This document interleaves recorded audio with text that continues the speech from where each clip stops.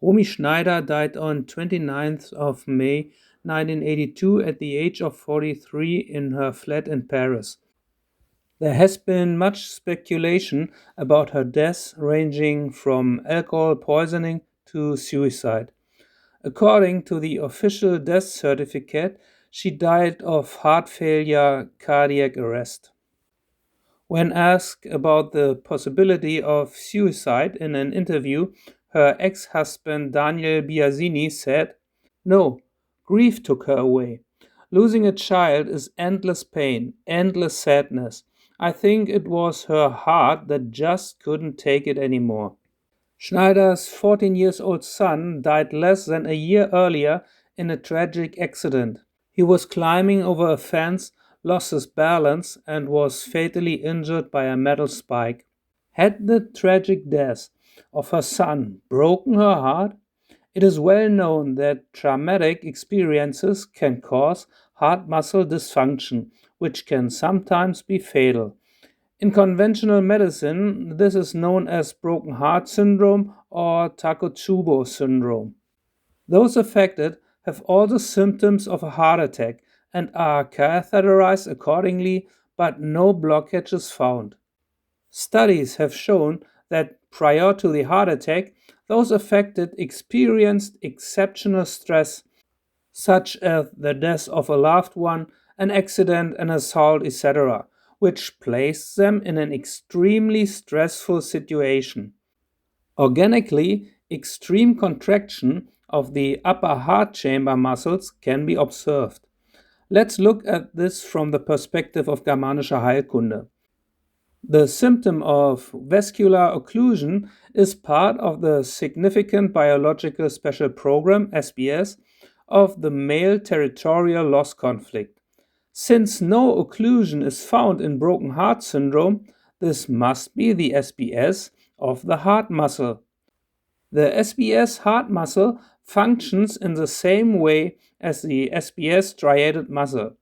For the basic theory, please refer to the videos by Marie Fredriksson and Guido Westerwelle. In addition, the following information about the heart is necessary to understand this film. The heart is divided into 4 chambers, the right and left atria and the right and left ventricles. Oxygen-rich blood is pumped from the left ventricle through the arteries to the organs, where the oxygen is consumed. The oxygen-depleted blood flows through the veins back into the right ventricle via the right atrium. From here, it is pumped through the pulmonary artery to the lungs, where it is reoxygenated. The oxygen-rich blood then flows through the pulmonary vein into the left ventricle via the left atrium, and the cycle begins again.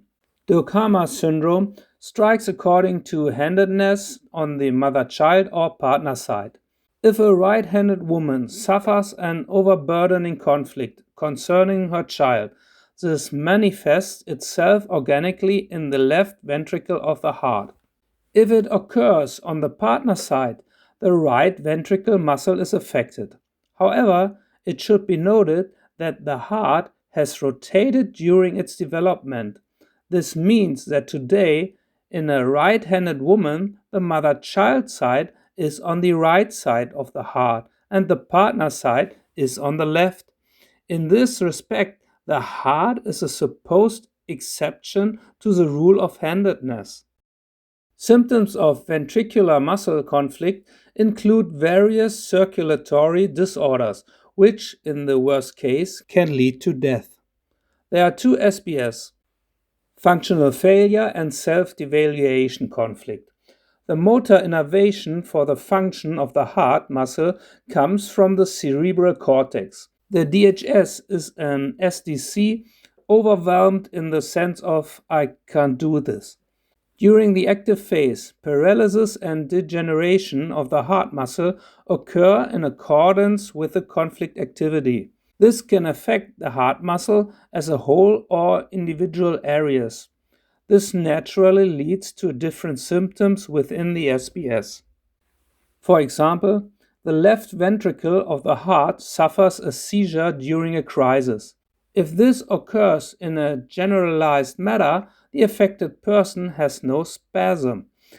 They collapse and lose consciousness. If, on the other hand, the right ventricle cramps, the left ventricle reacts with increased blood pressure and frequency. If only individual areas of the heart muscle cramp, this manifests itself in conduction disturbances in the form of various cardiac arrhythmias such as extrasystoles. These are to be distinguished from the rhythm disturbances of the territorial relays of the cerebral cortex. Or to stick with the extreme example of broken heart syndrome, those affected experience massive conflict within a short period of time, and the heart muscle becomes paralyzed and breaks down within a short period of time. Synchronicity between psyche, brain, and organ. The function fails and the person affected dies. Since Romy Schneider did not undergo an autopsy, we do not know any details about her cardiac death.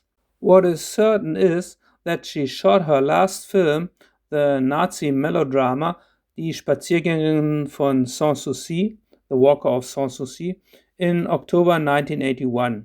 Flashbacks show, among other things, how she selflessly cares for the Jewish boy Max.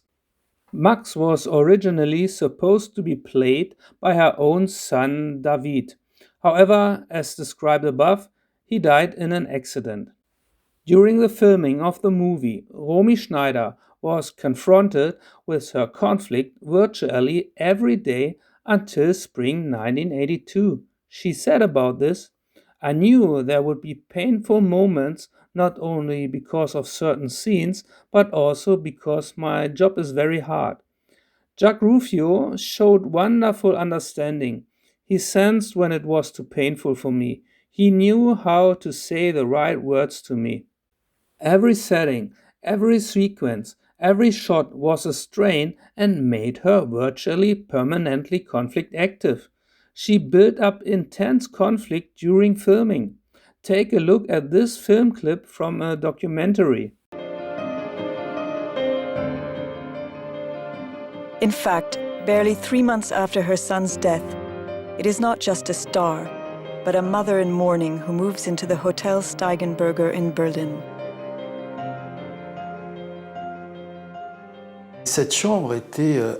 Her room was quite bewildering. She had all these little lights and candles and photos of David everywhere. Her room was like a mausoleum. That's the word for it. During the 2 months filming, there were very few happy moments.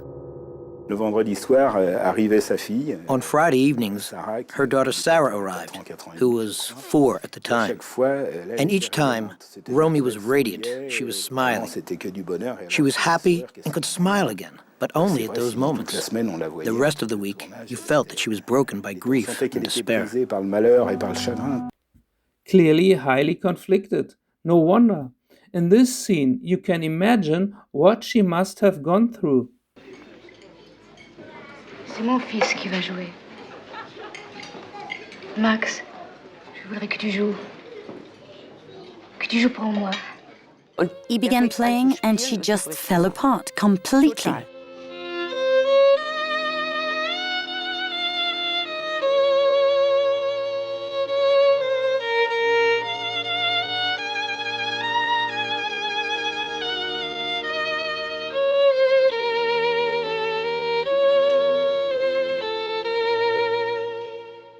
Tears were rolling down her face and she couldn't hold them back. She really fell apart.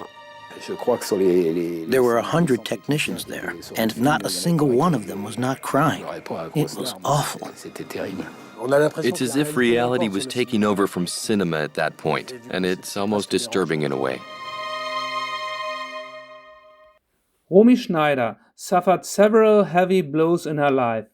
It fits the picture if she felt the death of her son in this way, not that too, I can't cope with that anymore. The film was released in French cinemas on 14th April 1982. The Walker from Sanssouci was her last film. The opening credits feature the dedication for David and his father. Romy Schneider's divorced husband, Harry Mein, David's father, took his own life in Hamburg in 1979. On 29th May 1982, approximately 6 weeks after its release, Romy Schneider passed away. From the point of view of Germanische Heilkunde, I believe there are two possible reasons why she died. Since she was right-handed, her right mother-child heart muscle must have been affected, i.e., the right ventricle.